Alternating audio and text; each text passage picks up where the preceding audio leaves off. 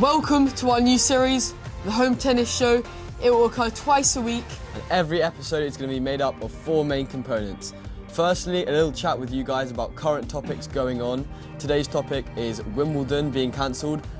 Second stage is a fitness workout which you guys can do to improve your fitness and flexibility, mobility, all that good stuff at home.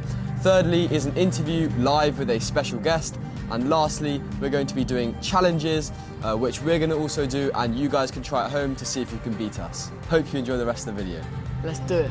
So the first topic is Wimbledon being cancelled.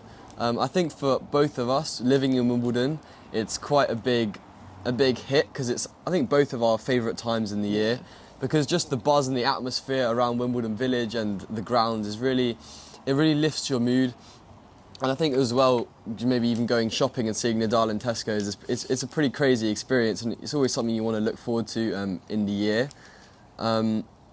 Especially like making videos in the queue and stuff, that's also loads of fun. Yeah, I think personally it's all the small details that really make the atmosphere for me personally, like the decorations in the shops, or the cakes, or just everything comes together and it's absolutely brilliant. But obviously really sad that it's not going to happen this year. Also, obviously, because of the tennis, the main factor, the absolutely brilliant tennis. You always have 1 or 2 matches that are absolutely insane and everyone starts talking about them, and it's just a lovely community. It's also motivational, you know, when you're watching like a lot of, especially junior players, like some British juniors and even any other juniors, especially for me and you as junior players. Watching these guys who are maybe just a bit older is pretty motivational. So this is the first year that Wimbledon has been cancelled since World War II, which is obviously a big shame. And Wimbledon is the only slam out of all of the slams that has an insurance. So that is very clever for Wimbledon to do that. Well, yeah, it's pretty lucky as well. All the other Grand Slams, you know, it's tough now. Didn't expect this. But I mean, Roland Garros has been rescheduled to, you know, September. Wimbledon's going to be just postponed to next year. So I'm definitely looking forward to it next year, 134th Championships. So guys, let us know your thoughts on Wimbledon being cancelled and perhaps the US Open being cancelled later on in the year. Leave a comment down below. If they are open, sometimes they get disabled for some reason. If they are disabled, make sure to head over to our Instagram and drop us a DM there. We'll be happy to answer all of your questions and maybe some of your responses. But now let's get active. Let's do some fitness. Let's go! Here we go. So we're going to start with some mobility exercises. We're going to do a quad and hip flexor stretch. You're going to want to find a couch or chair or bench and put one leg up and squat down like this. You're going to be holding each exercise for about 30 seconds and then you're going to switch legs after.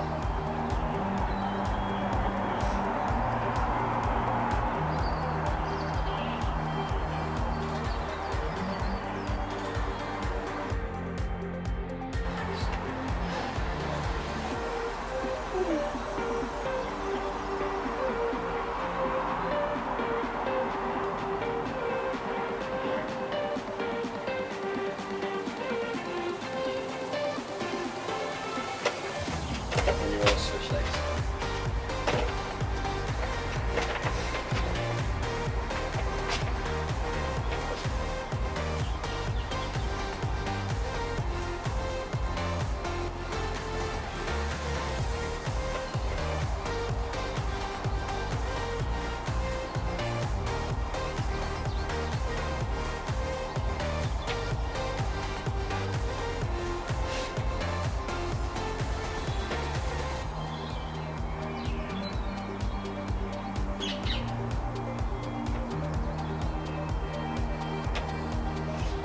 So the second mobility exercise we're going to do is a downward dog position. This is working on loosening your hamstrings and back of the legs, which get especially tight when you're sitting down a lot, which all of us are doing a bit more than usual at the moment. So you're going to want to take your hands just in front of shoulder width apart and your legs back. You want to straighten your legs and just sit back. And everyone's going to have different levels of flexibility. So just try our best and make sure there's a stretch down the back of the legs. We're going to do this for about 30 seconds.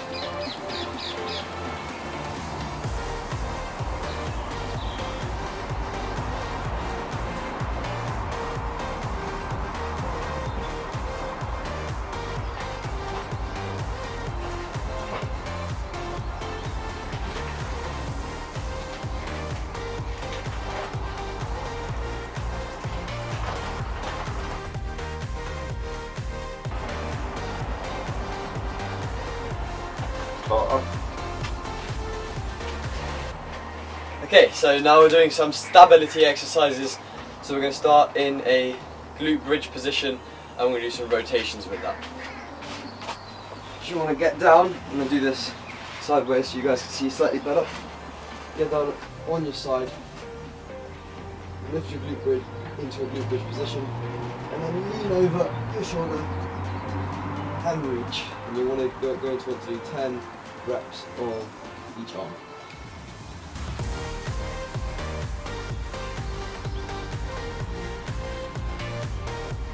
Try to make sure that your hips stay where they are and aren't wobbling or moving around.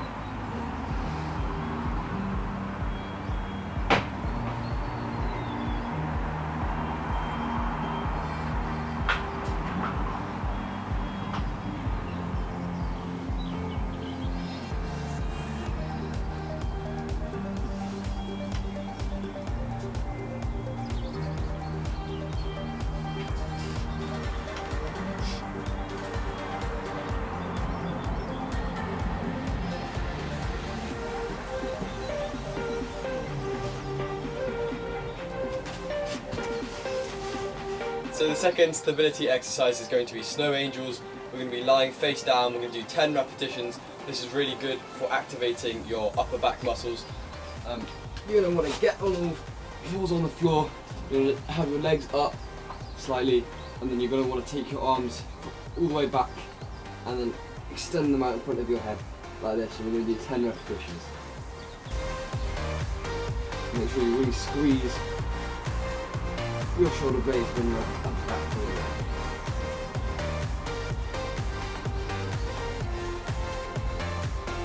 Make sure you breathe quickly.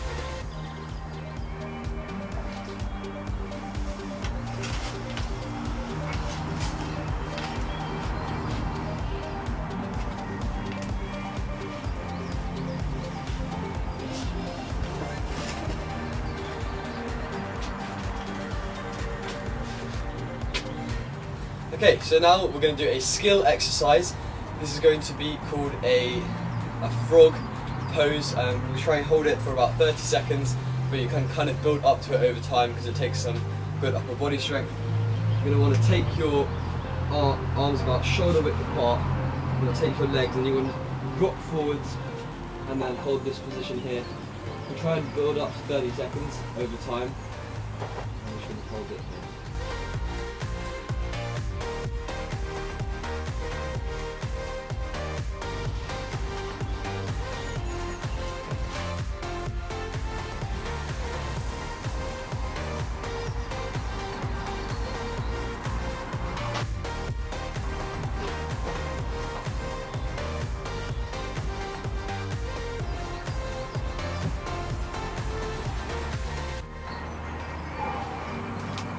Shake off your hands maybe a bit.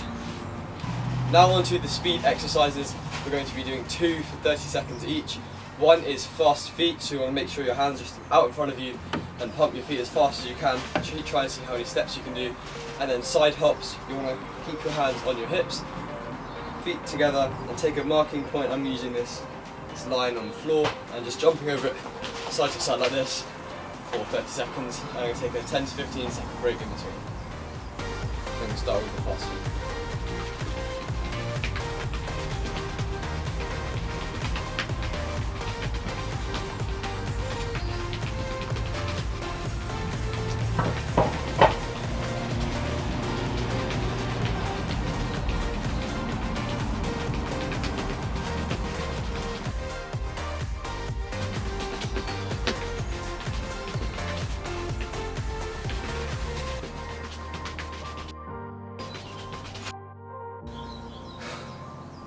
Take a 10-second breather.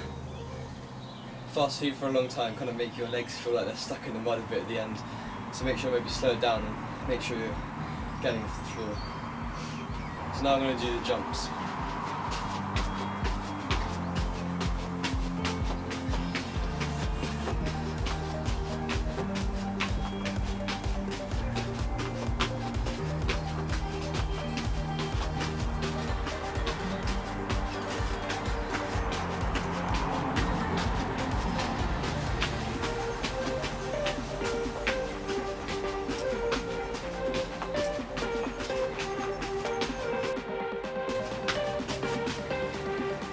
Okay, let's take a 30-second break before the next exercise. The next one is going to be a strength exercise, or 2 strength exercises, which are compiled of working on pretty much all lower body and upper body muscles, especially lower body. We're going to do a Bulgarian split squat, which you're going to need a bench or a chair for, and also an arabesques. So the first is the Bulgarian split squat. You'll get in the same position as the stretch, but move your left leg a bit more forwards.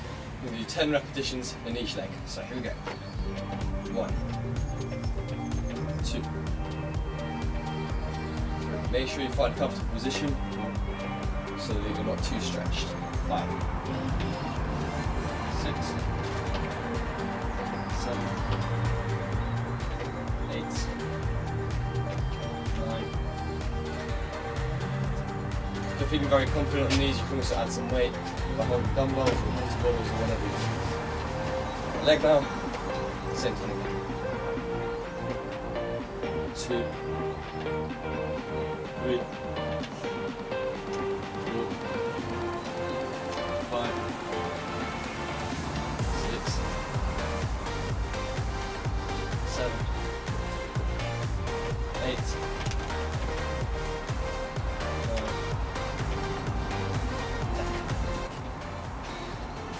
Take a 10-15 second break, then we'll do some arabesques. This is good on working on stability, flexibility, and also hamstring strength. You're going to take your knee up, and you're going to rock it back over your head, and make sure you're holding stability with your chest bent forward. We're going to do 10 reps on each leg. 1, 2, 3,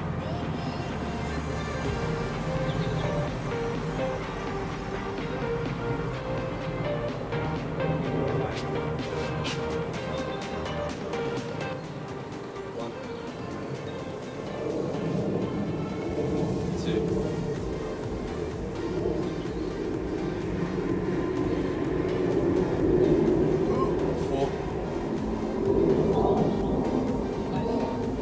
Other leg, if you fall over, just carry on this way.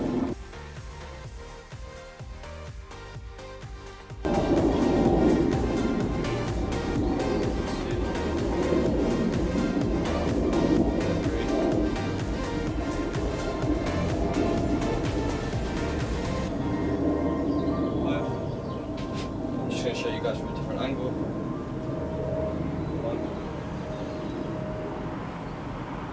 2, 3, 4, 5. So that's the workout done for the day. Now we're going to do an interview with our special guest. So that was our workout for the day. If you enjoyed it, make sure to leave a comment down below and a like if you haven't already. Now let's do the interview. So guys, now we're on to the interview section of the Home Tennis Show. This is where we ask a few questions to a very special guest. This week it's Lucian's coach, Ben Haran, head coach of Reed's School and Academy and LTA Regional Development Centre. We're going to ask him a few questions. So, hi Ben. Hey guys, how are you? Good, thank you. The first question today is, what is the key to being a good junior performance coach? Well, I think a lot of the qualities will be not just in junior performance, but even coaching pro players. But obviously, when you're working with younger players, it's you're ingraining habits and fundamentals that will hopefully stay with them for the rest of their career. So it's having a strong work ethic and being very dedicated to your job is important, because to develop players, it takes a lot of staying power and patience. Yeah. And also, in a cycle of players, there's many coaches, that put a lot of work in with players and they move on, and it's tough. So I think, again, having that attitude that you're prepared to start again and push yourself and work hard with the next player. Yeah. Very important. Yeah. I also think another area which helped me massively, especially when I stopped playing, was having a mentor. Having someone that I could reach out to and to talk to about any things I was struggling with. Because I think as coaches we're made to feel that we should know everything, and we don't at all. Yeah. Especially when you first start working with young players. So I think having someone that you can, as I say, reach out to, can make you aware of standards, can challenge you as a coach. Yeah. And can also help to build your confidence. Yeah. And I think that's a really important difference and crossover from training to teaching. Yeah. Big difference in those two things. Yeah, I feel that as a player, obviously I'm not a coach, but it's different types of you as a player and a coach, and I understand where you're coming from, as in with the mentor, because people my age as well need mentors to understand where they are trying to go and what they need to do. So, yeah, so the next question is, how important is the player-coach relationship as a junior pro? Well, as a junior pro, vital, because you're probably just starting out on a young player's journey. Yeah. But I think in all levels of coaching, it's probably the most underrated thing, because we always look at, how much you improve a player technically or physically. But I think being able to build a rapport and confidence in a player, whereas a give-take relationship, the player understands what they're putting in and the coach their side, I think massively important, especially because every player is different. So as a coach, you have to be adaptable to different types of players. So in answer to your question, I think massively important. Yeah, I also feel if you have a coach that motivates you, you're obviously more motivated and happy and enjoy being on the court and spending time on the court. So, I've got something. I definitely feel, and I see where you're coming from. I had, I think, 11 coaches over the last 3 years, so I've been through loads of different coaches, and it's been really hard trying to find, someone. A coach is also, I feel, someone that kind of you look up to in a way to kind of give you advice and stuff, and I definitely feel over the last 3 years, especially for me, it's been hard, and I totally see where you're coming from. Yeah. But also, they say in a coach-player relationship, it usually takes 3 to 6 months before you really bed in. Yeah. And because that coach is going to push you and challenge you, and you've got to be on board with it. So it's important. Hopefully you found someone now that you can. Yeah. Continuity. Yeah. So the next question is, what do you look for when training young tennis players? Obviously, so many different components. Sort of 3 areas that I look for is, first of all, attitude, work ethic, competitiveness. I think having that competitive mentality is massively important. Yeah. I think how players are able to listen. Yeah. Obviously, players learn different ways, but a player that you feel like can take the information, process it, and then go and work on it, you can see improvements quicker. Yeah. And then we talk about skill factors. I would say eyes, feet, and hands. So eyes, how players are able to read the play, are able to see the ball early to get into position. Obviously, feet. Not just chasing balls down, but getting into position for their timing. You look at someone like Djokovic with his feet and his movement, and then obviously hand skills, timing, being able to generate easy power. They're the things for me that stand out. Okay. So Ben, we have an extra question for you, and that is, how significant is it for UK tennis that Wimbledon won't take place this year? I think for the British players, it's a huge blow, obviously, because it's a great opportunity for those players to maybe play higher ranked guys that they would normally have the chance to play. Obviously, the financial reward is absolutely huge at Wimbledon. Yeah. For someone who's ranked between 200 and 300, who's a very good player, you have the chance to, if you get on a run, to make enough money to fund your whole year. Yeah. So, and we remember, Wimbledon. you look back and you see a British player do well or go on a run. I remember when I was young, and I remember when Tim Henman first came on the scene and he beat Kafelnikov. I remember that match like it was yesterday. So I think for you guys, you watch a British player pull off an upset, it can inspire you. Yeah, I think it's devastating for players and fans because obviously everyone enjoys Wimbledon, and I think it's a great time of year.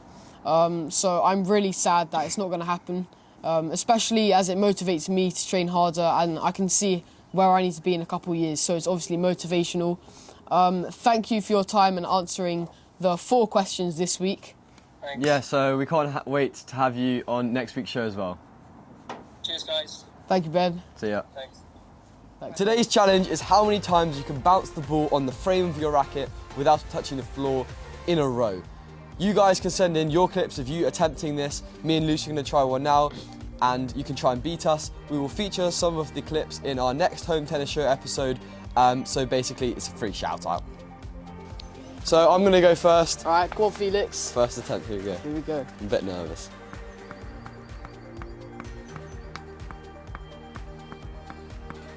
Got in a nice rhythm. No! That's funny. Go. I shouldn't have talked. You should have kept your focus. It's all about the focus.